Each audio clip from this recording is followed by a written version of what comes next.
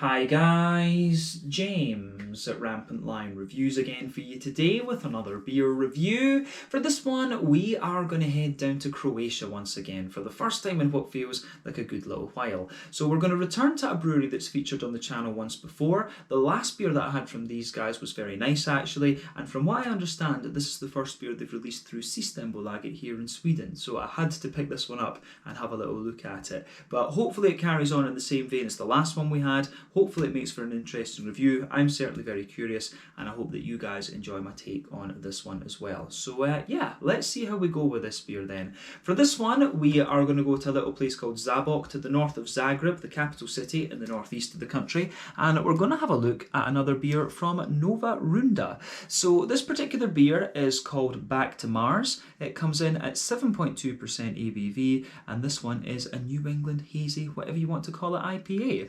So yeah, we got this beer here in Sweden as part of the Lokal Osmoskalig assortment through Systembolaget, and it was released on the 24th of August 2021. And as I say, when I saw that Nova Runda were releasing a beer, I just wanted to get a hold of it. But the last beer that I had from these guys was called, what was it, Wrap, Rinse, Polish and Repeat or something like that. And that was a West Coast IPA, and I thought that one was really quite nice. They've done quite a classic take on the style, if you like. So I'm curious to see how they do the hazy side of things. And of course, hazy New England IPAs are the most popular IPAs at the moment. So yeah, definitely cool to be able to feature these guys here on the channel once again. So let's get cracking with this review and see how we get on. A 7.2% New England hazy IPA. So as always with my reviews then, I'll tell you a little bit about the brewery before we taste the beer. If you want to get straight to the tasting, just fast forward. All the usual links are in the video description below. That's the brewery website, the link to my other reviews that hopefully I can do in the future from Nova Runda. Second time I'm reviewing one of their beers as I mentioned, but hopefully not the last. But there's all the usual social media down there. If you want to see more reviews, do please consider subscribing to the channel. The whole channel of course has a geography based tagging system, so you can go into the homepage and search for beer based on country, city, state, county, province, prefecture, whatever it is you happen to be interested in. Do check out the playlist of beers from different countries. There is one there for the Croatian beers that I've reviewed for you, and hopefully I can add to that a little bit more regularly over the next little while. As I said, we do seem to be getting a few more Croatian breweries sending their beers outside of the country now, which is great. And yeah, hopefully that continues. But as always, please do get in touch and let me know some of the other beers and breweries that you guys would like to see me review. It's always great to hear from you guys that are watching the videos, and the support that you show the channel is hugely appreciated. So anyway, on to my brewery notes then to tell you a little bit about Nova Runda. So Nova Runda, as I've mentioned to you already, are based in Zabok, which is to the north of Zagreb, the capital city in the northeastern part of Croatia, and the company was founded back in 2013. So the two main men behind it are Miroslav Šuvac and Marko Filipin, who are childhood friends from Daruvar, which is nearby. But Miroslav originally studied economics and then he worked in the IT sector, while Marko graduated in science and then went to work in banking. But apparently they travelled to the Czech Republic in 2009 and they were struck by the beer scene there because such things just didn't exist in Croatia at this time. But when they returned home, they were disillusioned with the beer in Croatia, and so they decided to start brewing beer for themselves, and they got information from internet forums. And you know, they put together some crude equipment and then joined the home brewing group pivovarsta.info. But in 2014, they took the decision to quit their jobs and turn their attention fully to their brewery, and it's gone quite well for them. But they then started to secure finances through crowdfunding. This helped them get the company off the ground, and in the early years, they were gypsy brewing their beers, first at Kusan Marov, then at Jastrbarsko, but they knew that this wasn't feasible in the long term, and so they decided to invest in their own brewing facility, and then they found their current location in Zabok. But Marko is in charge of the brewing and recipe development, while Miroslav takes care of the business side of the brewery. And initially these guys only produced draft beer for sale in pubs and restaurants because they were really concerned about the freshness of bottled beer sitting on supermarket shelves and things. But after a while they started to introduce cans, which you can see now. But at present they can produce around 180,000 litres of beer per year, and they have an on-site tap room at the brewery as well. I would love to go there and visit that, so maybe something for the future. But since 2016 they have also had their own beer festival, which is called Beer Yard. But the brewery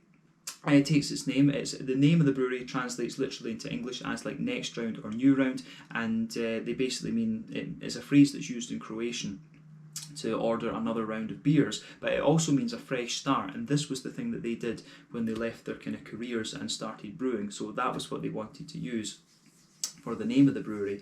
But they are largely credited as well with having been the first ale brewery in Croatia, which is quite interesting. And as of August 2021, when I'm filming this review for you, these guys have produced 60 different kinds of beer according to Untappd. So yeah, that is all I can really tell you about Nova Runda for the moment. If you want to learn more about these guys, you can of course check out the brewery website. You can follow them on Facebook and Instagram to keep up to date with all the latest goings on, and you can check out the Rate Beer, Untappd and Beer Advocate pages to learn a little bit more about all the different beers that these guys have done. So yeah, that is it for your history section in this video. So yes, check out all those links, but let's get cracking with this one and see how we go. So as you can see, the artwork on this one is very nice. I was quite impressed with the artwork on the last one as well, if I remember rightly, but I do like the style of this one there. There you can see the Nova Rocket space pint glass, I guess we could say, space beer glass.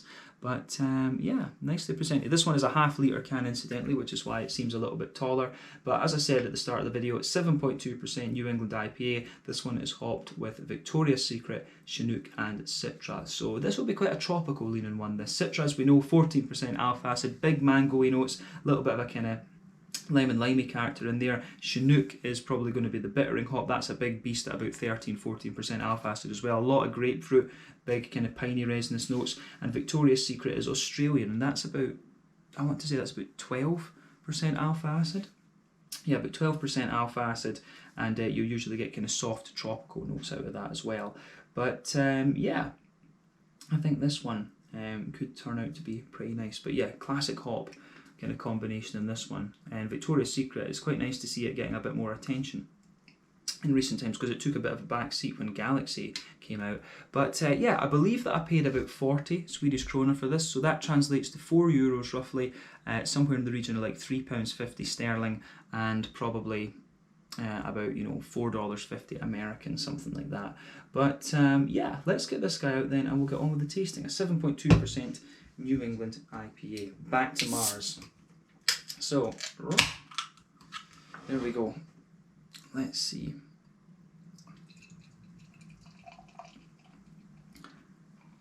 The ½ litre cans are a bit better for this particular size of glass as well, because it always leaves you a little bit more to pour in later on, rather than the 440s, which you have very little of afterwards. But yeah, anyway, so as you can see, this beer has poured pretty much as you would expect from a New England IPA. So in terms of colour, I would describe this one as being a very, very bright yellow, and you can see that the head has come out as being, I would say, perfect white. It's got about a half finger to it, and it is starting to fade away to just be a very nice kind of thin foamy layer. But yeah, 1 or 2 big bubbles sticking towards the side of the glass, a few little ones going up towards the bottom of the head there. But overall, not too much carbonation visible in this one. But like I said, lovely kind of bright yellow colour. And remember, the colour of your beer depends on 1, the type of malts that you use, 2, the length of your wort boil. The longer that you boil the wort, the more the sugars caramelise, and thus you get a darker colour of beer. And any adjuncts and barrel aging that you do will also affect the colour too. But normally with IPAs and New England IPAs, you don't really have to care about that. These beers usually are kind of fruit juicy coloured. I always like referring to these beers in the context of fruit juices, because that's just what they remind me of. So I would describe this one as being very much akin to the colour of a mango juice. But the level of haze in this beer, it's kind of right in the middle, to be honest with you. Not too much, not too little. And remember, the level of haze in these New England IPAs depends on the wheat content and the oat content, and also the yeasty side of things as well. So yeah, that side of the beer is quite nice. So certainly everything you would expect from a New England IPA in terms of appearance, but I don't think there's too much else we really need to say about that. So we should have a look at this one then on the aroma and see how we go. So let's do it. That is nice. I'm going to say straight away, this one comes across as a really soft and smooth New England IPA. So as I've explained in previous reviews, I personally think, pardon me, that there's 6 different directions that New England IPA can go in. So it can either be sort of yeasty and farmhousey, rye leaning and grainy. It can be, sort of wheaty and bitey, oaty and creamy, barley malt leaning and bready, or it can be a little bit more brown sugary leaning. But quite often what you'll get in reality with these beers is somewhat of a combination. On the aroma, it comes across as being very lightly yeasty, quite barley malt leaning, and then just, very smooth and bready on top of that. So this is one of the smoothest New England IPAs I think I've come across aroma-wise over the last little while, and I'm curious to see whether that translates into the flavour itself. But I am starting to get a little bit more of a wheaty character out of it when I examine it more closely, so it could well turn out to have a little bit of bite. It's always interesting. Some beers reflect the aromas like really, really well. Some beers have got a few surprises in store from that perspective. So yeah. Yeah.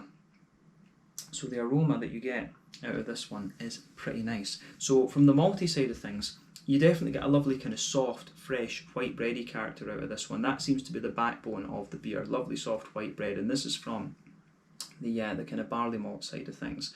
But at either end, at either end of that, you do have a little bit of a kind of bread crusty quality. So absolutely, a little bit of bread crust in there. You can smell a little bit of a kind of thicker wheaty quality, and you do get a bit of wheaty bitiness at the sort of back of the nose of this one as well.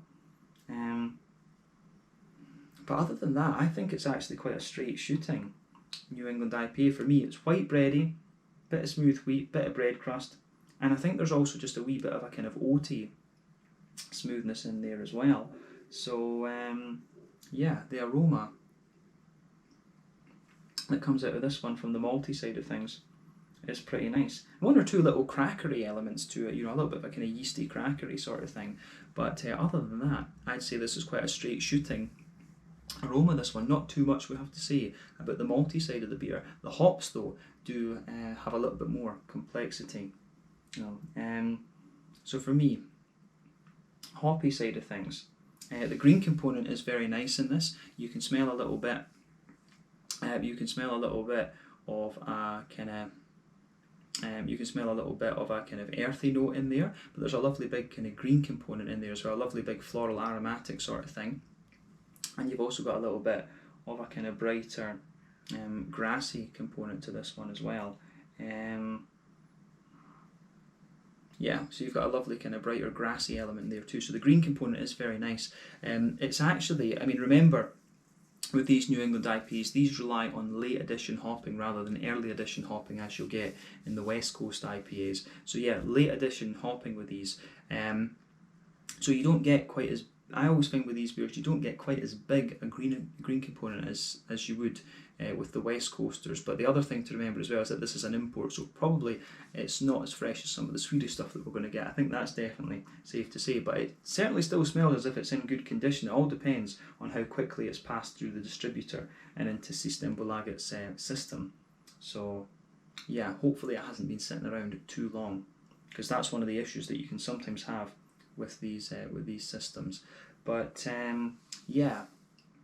the green component is nice. A little bit of smooth earthiness in there. A little bit of, you do get a little bit of a floral aromaticity, but for me there's quite a bit of grassiness in there, and the grassiness comes across as actually quite smooth, which I'm surprised about too. But let's focus on the fruity side of things with this one.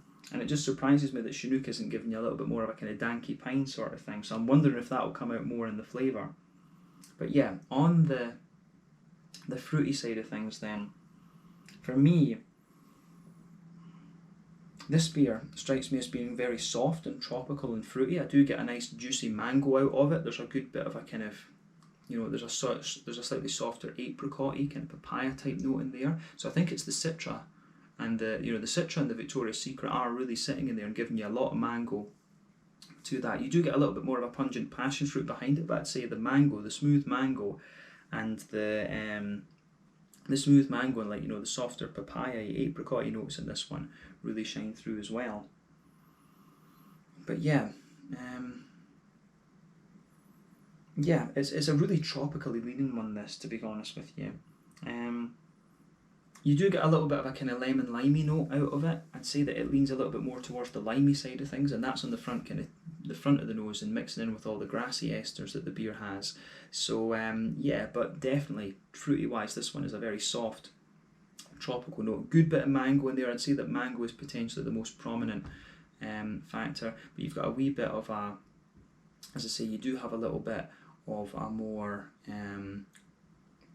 passion fruity note in there, and you've also got a little bit of an apricot-y element to it, as well as a sort of lemon limey kind of character. So yeah, the way that everything goes together in this beer, I think, is very nice. So it gets a thumbs up for me in terms of the aroma, but as I say, it strikes me as being a very soft, bready and more barley malt leaning beer from the aroma. But I think it is about time that we have a taste of this one then and see how we go. So yeah, this one is the Back to Mars 7.2% New England IPA with Citra, Chinook and Victoria's Secret in it, from Nova Runda in Zabok near Zagreb, or down in Croatia, I should say. So yeah, Slanja, Skol, and Živjeli, I believe they say in Croatian. Let's get stuck into this one. Cheers, looking forward to this.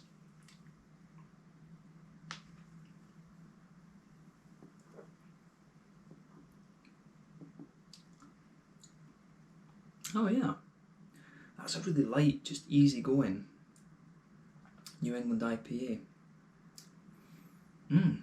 Yeah.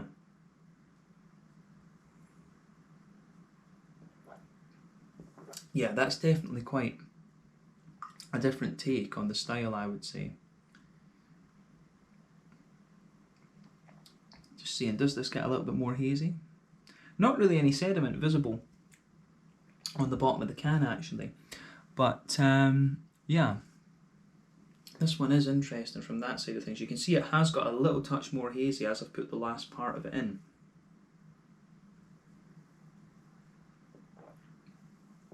But no, it still feels like a pretty light, easy drinking one, this. So that's definitely interesting to take away from this one. I mean, it's 7.2% as well. What I would say is, this beer, it doesn't lack any flavour or anything like that, but the sort of vibe that you get from this beer, if I was tasting this blind, I would think that this one, I would never guess that this was a 7.2%er. I would think that this was like a session IPA.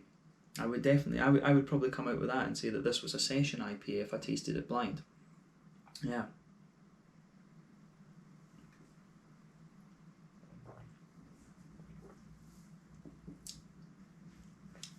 And I do think, actually, in the flavour, this beer has a little bit more wheat coming out of it, so it's quite a light and quite wheaty. It's quite a light and a quite wheaty note that you get out of this one. So I really like how that goes together in this one. So yeah, this beer gets a thumbs up for me. This is quite different, as I say, and this is what you want when you've tried 3,000 odd beers and made videos on them. You do want things that are a bit different and are going to test your palate, and this one delivers with that. So, you know, kudos to Nova Runda for making me think a wee bit. I'm not going to hold that against them. I do enjoy that.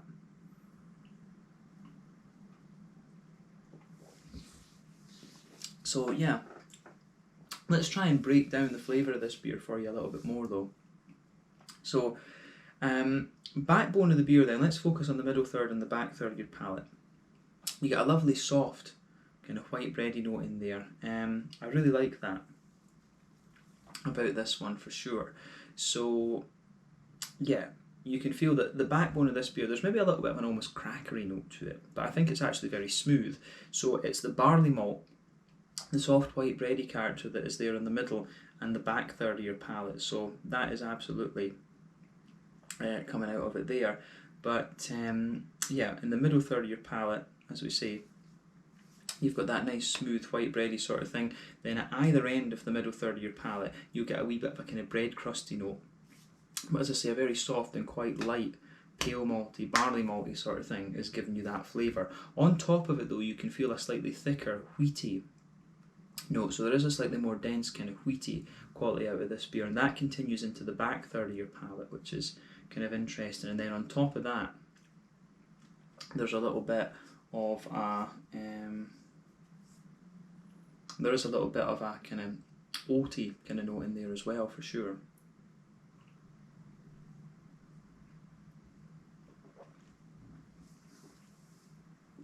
So yeah, it's almost like in the middle, as we say, in the middle third of your palate, it's almost like you go down the line, that you go down the line of the, how would you say, as you go down the middle line of your tongue, you can feel there's a nice kind of almost oaty like trench with this one. So there are, there's definitely some oaty character in this beer, and you can feel the oatiness just kind of spreading out as you push out towards the edge of the palate there with this one. Now this beer, you do get tiny little hints of like a sort of Werther's Original. In the very dead centre of the palate, you do get slight little hints of a kind of Werther's Original, slightly butter candy sort of thing, and that of course is the boozy side of the beer, but it doesn't really have any distinctive kind of brown sugary malts to it. I've got a feeling that this is a very straightforward malt base of like, a bit of barley malt, some wheat, and oats. I don't think there is anything else in that. So this is quite an old school IPA. If we're talking the Swedish context, this is comparable to your Narangi's Amazing Haze, the GBG 2016, and New Sweden and things like this. That's the kind of level of beer that this one is, absolutely.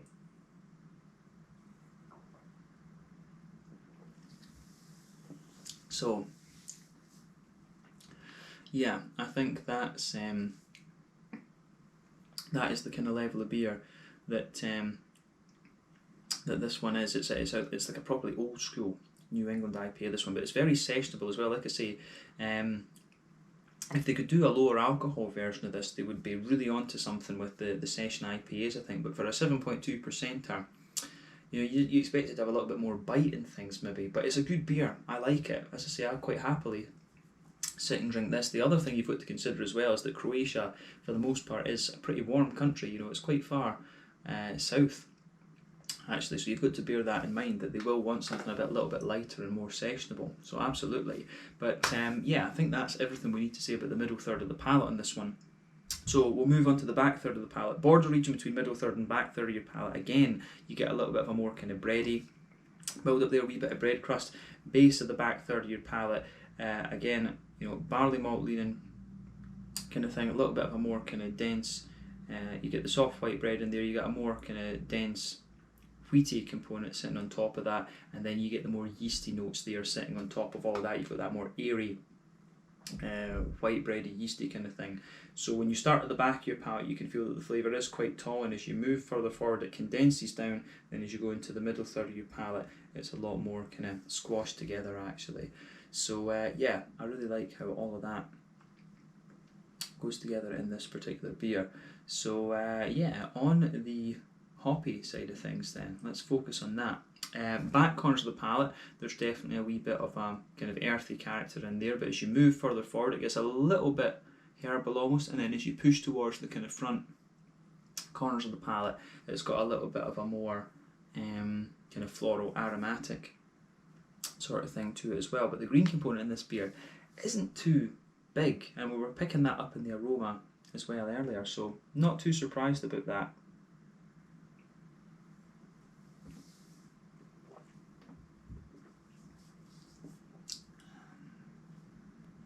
But yeah, the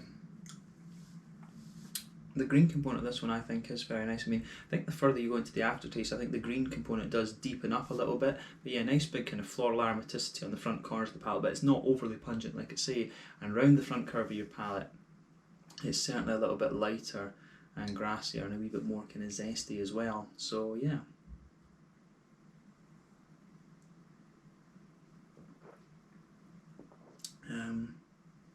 So yeah, the grassy side of this one actually does have a wee bit of zip to it as well, and I think that's coming from the citra in this one. You can certainly pick up a wee bit of that citra, lime and limey character in this one. And I think on that note, I think we've covered everything we need to on the green side of the hop. So let's focus on the front third of your palate and the fruity side of things then. So border region between front third and middle third of your palate, again you get a little bit of a more kind of bready build up in there, a wee bit of a kind of bread crusty sort of thing. Then the base of that front third of your palate is a more kind of smooth. It is a little bit of a more kind of smooth, white bready, barley malt leaning base. But yeah, the way it goes together is very, very nice. So yeah, where do we start with this one then? Where do we start? If we start at the back of that front third of your tongue, then there is definitely a wee bit of a kind of grapefruity note to it. So you get a bit of a kind of stronger. You get a wee bit of that. That's coming from the Chinook, of course.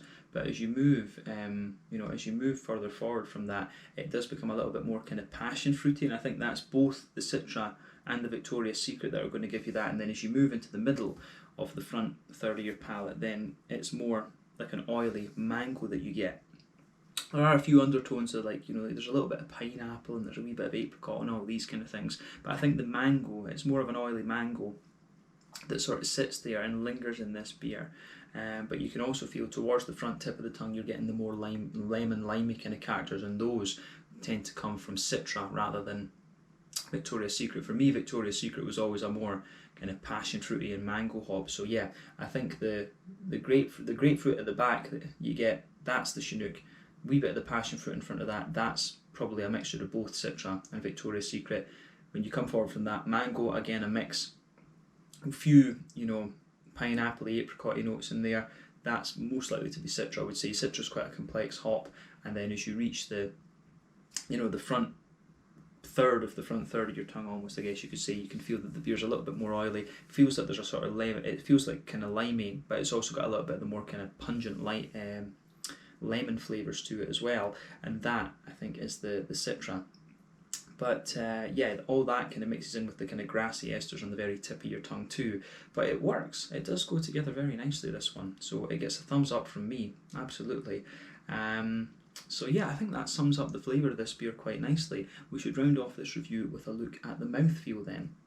So for me, this beer is quite I would say that this one is quite, light-bodied in a sense. Bottom end to mid-bodied for me, this beer.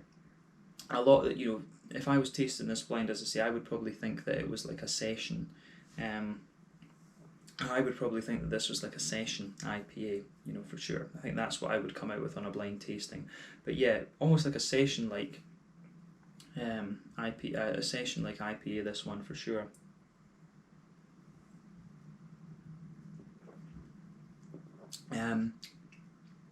But yeah, very smooth mouthfeel, quite wet and clean at the same time. I mean, there's quite a lot of mountains in that northeastern region of Croatia, so not surprised that they've got a good water quality up there.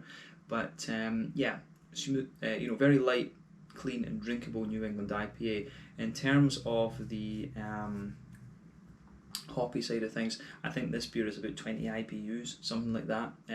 So yeah, about 20 IBUs, not going to blow the head off you in terms of bitterness, that's for sure.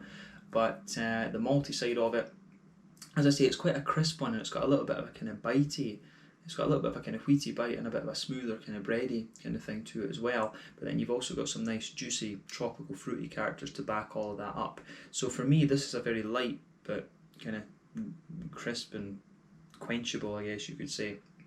Quaffable, I think, is the word that some of my English beer tubing colleagues like to use. This is just a very drinkable light IPA, this one. It's like a 7.2%er, but with a sort of session IPA type zip and type mouthfeel. I think that's a fair assessment of this one. But I like this, and I would be curious to try a few other things from this brewery. We've had a West Coast IPA now, and we've had a New England. Maybe a black IPA has to be the next one, or if they've got a lager beer, I think that would be kind of interesting, or an imperial stout, I guess, would be going to the other end of the spectrum. I think that's a good measure of a brewery. If you try something from the light end, something from the dark end, and then a lager, that'll give you a good idea of what a brewery is all about.